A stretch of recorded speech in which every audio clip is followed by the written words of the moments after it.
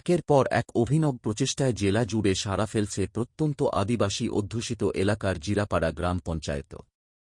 পশ্চিম মেদিনীপুরের গড়বেতা ২ নম্বর ব্লকের গোয়ালতোড় থেকে প্রায় ৮ কিলোমিটার ভেতরে অবস্থিত জিরাপাড়া গ্রাম পঞ্চায়েত। খুব ছোট্ট একটা বাউন্ডারির মধ্যে এই অফিস থাকলেও গ্রাম পঞ্চায়েতের নেওয়া উদ্যোগগুলি বেশ বড়। এই গ্রাম পঞ্চায়েতে রয়েছে তিলকা মুর্মু সিভিল ইঞ্জিনিয়ারিং ল্যাব, যে ল্যাবরেটরি পরীক্ষা হয় বিভিন্ন নির্মাণ সামগ্রীর গুণগত মান। শুধু এই গ্রাম পঞ্চায়েতেই নয়, পাশাপাশি অন্যান্য গ্রাম পঞ্চায়েতের নির্মাণ কাজের গুণগত মান পরীক্ষাও করতে আসতে হয় এই ল্যাবে।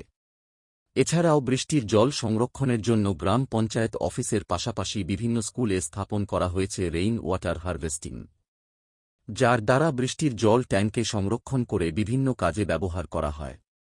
এলাকার বিভিন্ন অ্যাক্ট সেন্টারগুলিতে নির্মাণ করা হয়েছে চিলড্রেন পার্ক। প্রাথমিক বিদ্যালয়ে গড়ে তোলা হয়েছে শিশুদের জন্য পাঠাগার। আগামী দিনে এই গ্রাম পঞ্চায়েত এলাকার অ্যাক্ট সেন্টারগুলিতে সোলার বিদ্যুৎ পরিষেবা দেওয়ার পরিকল্পনা নেওয়া হয়েছে। একদমই আমাদের গর্ভবতী ২ নম্বর পঞ্চায়েত সমিতির একদম প্রত্যন্ত এলাকা জিরাপাড়া গ্রাম পঞ্চায়েতটা বেতঝুরিয়া গ্রামে আছে। আপনারা নিশ্চয়ই দেখেছেন এখানে যে আমাদের এখানে বৃষ্টির জল সংরক্ষণ করে আমাদের যে সমস্ত মানুষজন আসে তাদের হাত পা ধোয়া থেকে শুরু করে এবং বাকি জলটা যাতে সংরক্ষণ করে ভূগর্ভস্থ যে জলের যে স্রোতটা কমে যাচ্ছে সেদিকেও লক্ষ্য করা হয়েছে এবং একই সাথে বেবি ফিডিং রুমটাও আছে। বাচ্চা যে আদিবাসী মায়েরা যারা আসেন বাচ্চাদেরকে নিয়ে তাদের জন্য বসার জন্য ব্যবস্থা করা হয়েছে।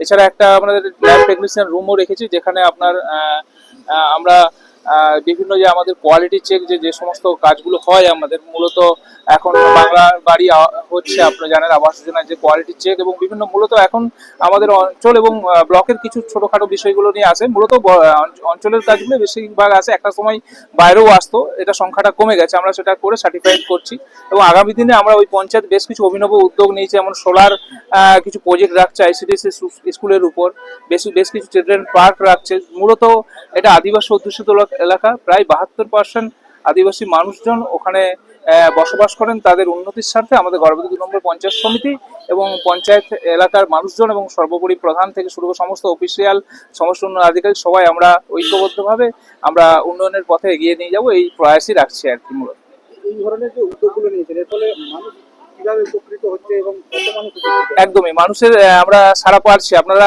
অলরেডি দেখেছেন, শুধু পঞ্চায়েত নয়, আমরা অলরেডি ওই পঞ্চায়েত অধীনস্থ দুটো স্কুল যে আছে সেই স্কুলেও কিন্তু আমরা এই বৃষ্টির জল সংরক্ষণের ব্যবস্থাটা করছি। আগামী দিনে আমরা বেশ কিছু অঞ্চলে পরীক্ষামূলকভাবে সোলারের প্রজেক্টগুলো করছি এবং মানুষের আশা পাচ্ছি। মানুষ সত্যি মানুষ মানে সবকিছু তো মানুষের জন্য, মানুষ আসছেন এবং মানুষের প্রশংসাও আমরা কুড়িয়ে নিতে পেরেছি আপনাদের মধ্য দিয়ে। তো আগামী দিনে মানুষ উপকৃত হবে এই আশা রাখছি আমরা। কি মনে হয় যে জেলায় কি আপনাদেরই এই জিরাপাড়া গ্রাম পঞ্চায়েতে কি এই উদ্যোগ মানে প্রথম? সেভাবে আমরা দাবি করতে পারবো না, কিন্তু এটা আপনাদের সমীক্ষার মধ্যে আমাদের খবর রাখতে হবে। তবুও আমরা বলবো যে আমাদের এলাকায় একদম প্রত্যন্ত এলাকা, আপনি দেখছেন যে একটা পিএমজিএসআই রাস্তার ধারণা একদম তারও ভিতরে একদম একটা গ্রাম পঞ্চায়েত যেখানে এই ধরনের প্রচেষ্টা নিচ্ছে এবং আমরা আগামী দিন আমাদের পঞ্চায়েত সমিতির অধীনস্থ সমস্ত পঞ্চায়েতে এই রকমের ব্যবস্থা করবো এই আশা রাখছি। এটুকুই বলার। ধন্যবাদ। আমার নাম দীনবন্ধু দে, গর্ভবতী 2 পঞ্চায়েত সমিতির সভাপতি। এই গ্রাম পঞ্চায়েতে আমাদের পশ্চিমবঙ্গ সরকারের সমস্ত সুযোগ সুবিধাই আমরা গ্রামবাসীরা পেয়ে থাকি। তো এই গ্রাম পঞ্চায়েতের কিছু আধুনিক চিন্তাভাবনা এবং যুগোপযোগী চিন্তাভাবনা আমাদের খুব ভালো লেগেছে। যেটা হচ্ছে আমাদের এই গ্রাম পঞ্চায়েতে শুনেছি একটা ল্যাব আছে, সেখানে এই গ্রামের রাস্তাঘাট বা জলের কোনো কিছু সাবমার্সিবল বা এসব যে উন্নয়নমূলক কাজকর্মগুলো হয় তার গুণগত মান পরীক্ষা করার জন্য ল্যাবরেটরি আছে। এই গ্রাম পঞ্চায়েতের উদ্যোগে শুনেছি যে রেন ওয়াটার হারভেস্টিং, যেগুলো দেখেওছি, দুটো হাই স্কুল আছে সেখানে আমরা গিয়েছি, দেখেছি যে রেন ওয়াটার হারভেস্টিং সিস্টেম করে দেওয়া হয়েছে।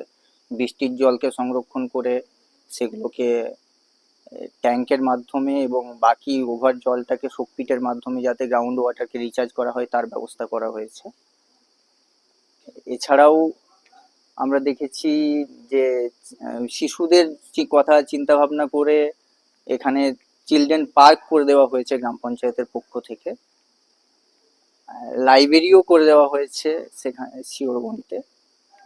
এগুলো খুবই ভালো উদ্যোগ এবং দেখুন আমরা তো বিভিন্ন জায়গায় গিয়েছি, দেখিনি এ ধরনের কোনো উদ্যোগ এবং শুনেছি নাকি আমাদের গ্রাম পঞ্চায়েতের আধিকারিকেরা যে আইসিডিএস গুলো আছে সেখানে সোলার পাওয়ার ইলেকট্রিকের ব্যবস্থা করে দেবেন।